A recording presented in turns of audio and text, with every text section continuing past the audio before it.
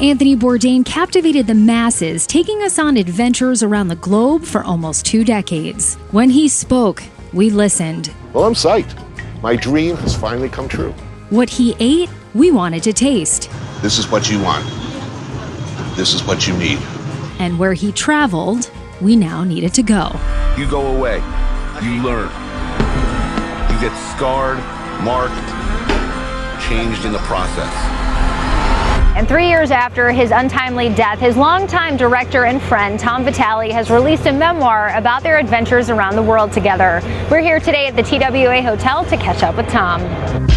Right out of school, I got a job tape logging on a cook store, which was his first show. And I got to meet him when I was delivering a tape. And before I even said anything, he closed the door in my face. But yeah, we went on to have quite a career together. You had some wild adventures. How did you narrow it down to the ones that you did? Why did you choose those?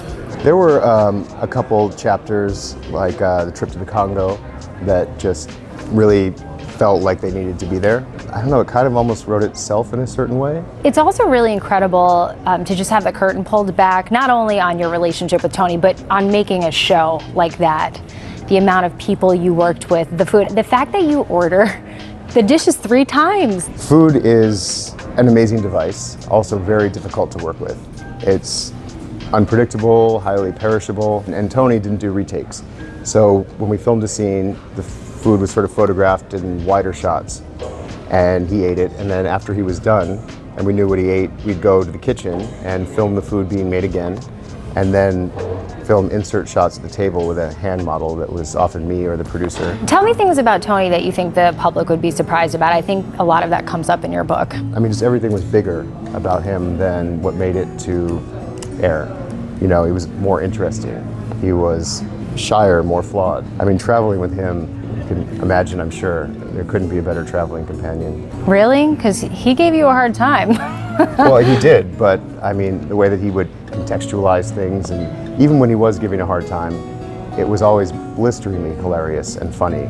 I mean, his command of the English language was pretty brilliant. He used to say, if you can't laugh, there's nothing left to do but cry. And the situations were so always bizarre and weird. I mean, even when it was scary, you'd have to sort of laugh at the fact that we were doing a food show, you know, wherever the heck it was, we were doing a food show. So it was kind of surreal and funny, and we all laughed a lot. Some of you might ask, how is this food related? If I know. I mean, he was a total nerd. We used to fight over what was better, Pan Am or TWA. And he was in the TWA camp, which is one of the reasons that I thought it'd be fun to come here today.